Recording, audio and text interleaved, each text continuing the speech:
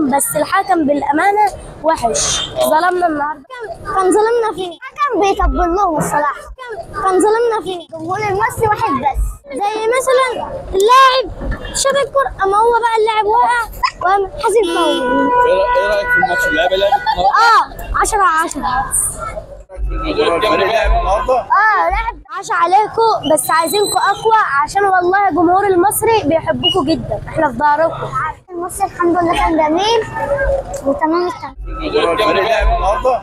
لعب، بس الحكم بيطبل لهم الصراحه بس. فوز المباراه الجايه ان شاء الله؟ ان شاء الله.